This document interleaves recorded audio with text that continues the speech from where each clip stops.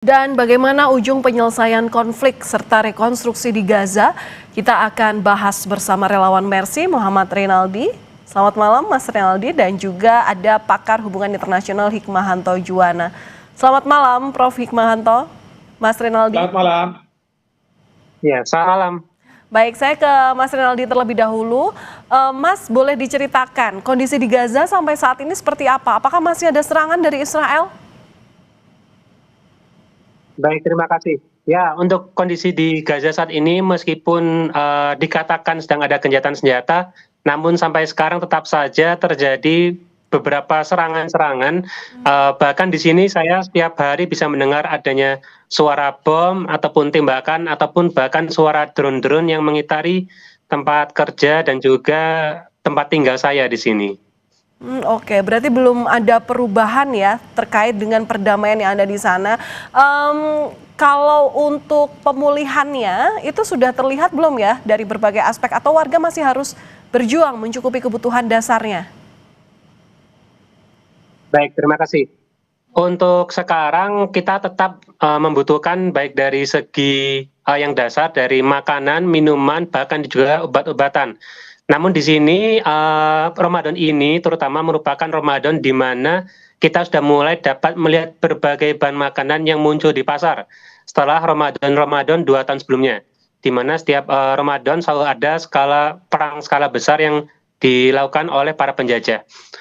Sedangkan untuk minuman atau air sendiri, ini kita masih sangat sekali membutuhkan air bersih, terutama dari bantuan-bantuan truk-truk dari NGO atau organisasi-organisasi. Sedangkan untuk obat-obatan masih sangat minim sekali, bahkan yang paling dasar seperti paracetamol kadang bisa habis, tidak ada pada hari itu juga, ataupun bahkan seperti bius lokal, itu kita harus memilih yang mana yang sebaiknya mendapatkan bius lokal, misalkan pada saat penjahitan. Bahkan kita juga lebih seringnya melakukan penjahitan tanpa menggunakan bius lokal. Baik, oke. Prof. Hikmahanto melihat cerita atau mendengar cerita dari Mas Rinaldi, bagaimana tanggapan Anda? Terutama bahwa saat ini BOP ini sedang gencar terutama dalam mewujudkan perdamaian dengan upayanya rekonstruksi kembali Gaza. Ya, kalau kita lihat dari pertemuan pertama BOP di Washington DC, sebenarnya tidak ada keputusan yang signifikan ya untuk benar-benar menghentikan serangan pihak Israel ke Gaza.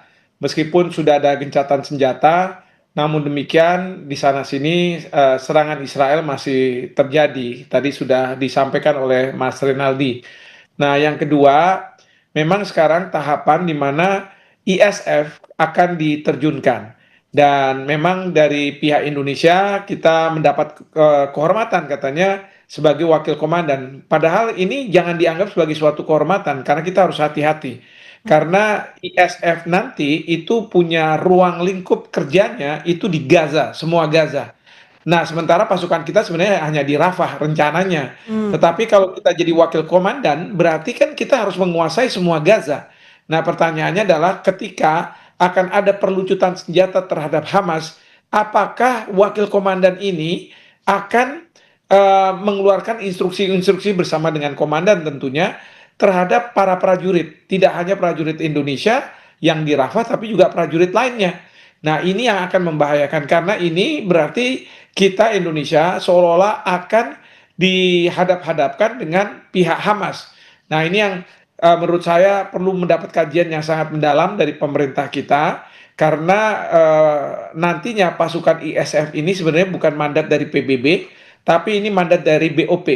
Bukan mandat dari PBB karena apa? Nanti baretnya itu tidak baret biru dan anggarannya itu bukan dari anggaran Perserikatan Bangsa-Bangsa. Artinya apa dalam perannya pasukan perdamaian Indonesia kalau nanti jadi dikirimkan ke sana?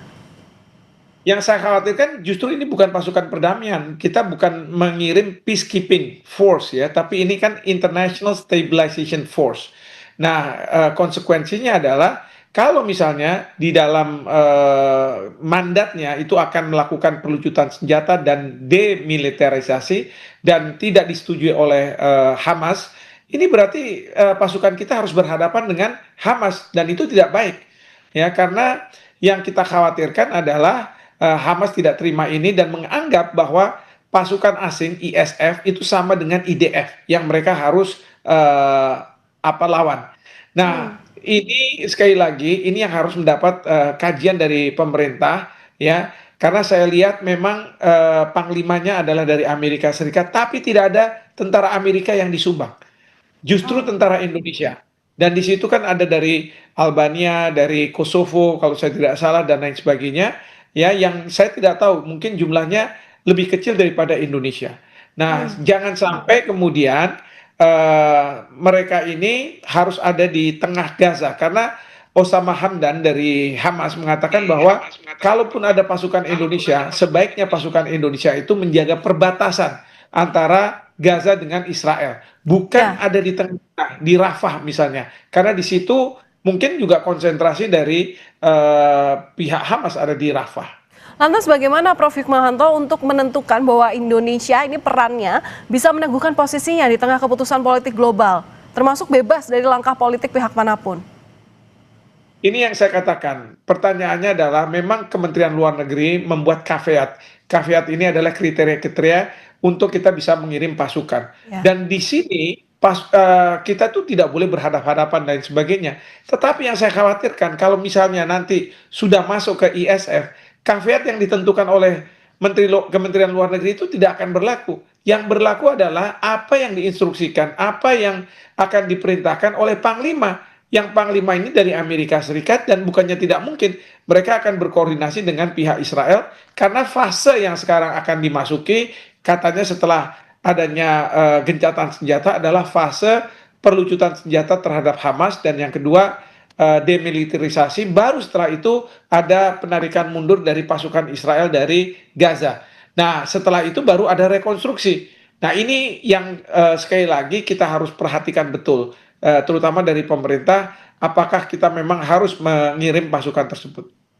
Tapi dari Indonesia yang bergabung dengan BOP, bisakah dipastikan bahwa Indonesia punya suara yang berdampak dalam menghentikan kekerasan Israel di Gaza, Prof?